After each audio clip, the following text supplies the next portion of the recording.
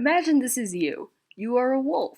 You are also very, very hungry and you are craving donuts because, oh my god, donuts, what is no better than the best food on earth as of right now, as of your wolfy opinion. So you walk into the store and be like, hey, haha, can I have some like donuts, please? And then you go up to like the Donut Hall of Fame over here in this locked chest and you like unlock the lock and then slide open this glass door and there are donuts and you are really, really hungry. So you just take out this one donut from the Donut Hall of Fame and you go up to the cashier and be like, hey, can I please have this donut? And the cashier's like, I'll give it to you free of charge. Only problem is what he tells you about getting the donut is kind of hard. He asks you to define covalent and ionic bonds, why they happen, and give two examples of covalent and ionic bonds. And you're over here like searching through all the information you know right now, and you have no knowledge about these things. And you're like, oh my god, I am freaking out. So you tell him, okay, be right back. You put the donut back in the case, run to the back of the store, and say, I'm getting water, as you scream, and you like hold on to your phone for dear life and pull up YouTube and you're just like watching this, about to watch this video about covalent ionic bonds, and then this is you and you are really, really hungry and wow, you are freaking out. So this is the video you're about to pull up, and so this is what you see. So you're trying to figure out atomic bonds, which are the most, which not really, are the most confusing things ever. Why? Why do we have to learn about them? You're probably watching this video in your free time or perhaps being forced by your teacher to watch this. Either which way, I hope I can make it as interesting as possible and hopefully I will not bore you. I mean, if I do, I'm sorry, but I'm just doing my job here. Alright, so the first thing that you want to know about bonds is there are two types of bonds. The first one is a covalent bond, and the next one is an ionic bond. And a covalent bond, whenever you see the word co in a word, you should always think of the word cooperate, which means to work together. So that's what I have up here. So cooperate, always think of that.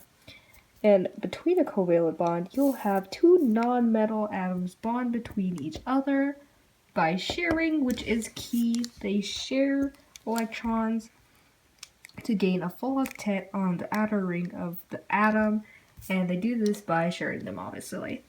With ionic bonds, you can see the word ion, and an ion is to gain or lose electrons. So in ionic bonds, you'll have two atoms, and one is a metal, the other is a non-metal, and the non-metal will steal electrons from the metal, which is really rude. Why would you do that? Wow. Come on, science. Be nice. But I guess that's just how it works. So yes, rude much. But for our first example to display what we've just learned about the definition of bonds, we will have a covalent bond, and apparently our science teacher printed out this periodic table, which is great, so we're going to use that. And all you need to know about this is that we're going to be using Lewis dot structures for covalent bonds, and if you're using ionic bonds, you'll use parentheses, which are these awkward things with like the element that is really small and you can't see that. But anyways, what these numbers mean is how many electrons you need to gain or lose to get the atom to a full octet. So in this example for a covalent bond, we will be using these two atoms, which are chlorine and oxygen. Oxygen has 2 minus, chlorine has 1 minus. So you're probably like, okay, cool, now what am I supposed to do with all of this information? That is what I'm about to tell you. You don't have to do anything. I'm gonna do all the work. You're gonna watch and learn. Pretty much a famous saying by almost everyone who makes a video. So cool. We'll have this nice periodic table in the background over here. And we will be doing some Lewis dot structures. With Lewis dot structures, you will always include the amount of atoms on the outer ring of the atom that you are trying to make a Lewis dot structure of, and include that when you write it out. and you'll draw that many around the your atom here. So we are gonna bond these, cause who doesn't do that? And I am pretty positive I am doing this right because I got this checked by my science teacher. And okay, here's what we're gonna do. So with Lewis dot structures, they're gonna share two atoms, and by doing this, we're gonna draw one line. Obviously, this means that these two atoms are gone. I awkwardly did not make a face there. We could make it into a wolf here. You will have this lovely Lewis dot structure. Since these atoms are gone, you are going to draw a line where they're supposed to be and take out those dots from your Lewis dot structure to show bonding. Well, chlorine has a full octet over here, but I don't know about oxygen. Oxygen here has 7, and you need to gain one more. This is what we're going to do. We're going to add another chlorine to make this get a full octet, and the chlorine will also get a full octet. So we're going to cut this out, add chlorine, who will be, oh boy.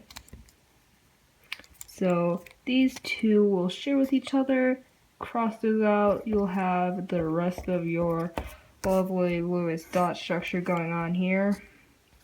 And this is what your covalent bond between chlorine, oxygen, and chlorine will look like. So this is your final answer.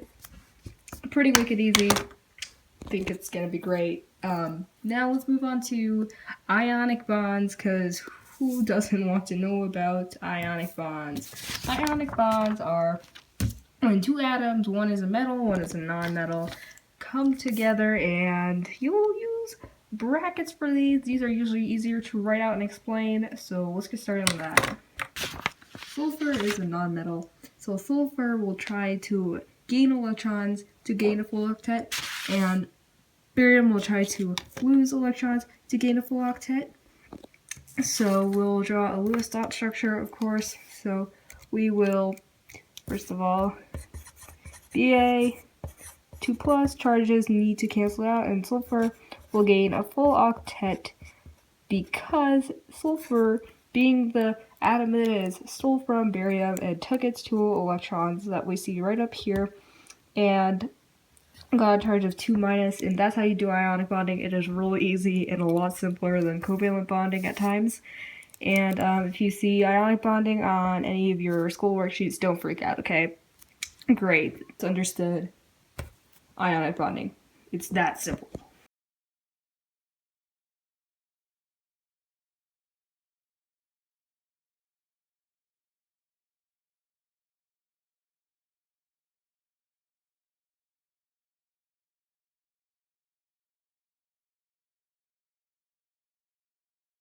Dot structures, actually we did not just draw them, I had already drawn this out before the video, but anyways, so first you want to draw some Lewis dot structures. With Lewis dot structures, you always want to include the amount of atoms on, oh my god, wow, amount of electrons on the outer ring of the atom that you are making the Lewis dot structure of onto paper. Great,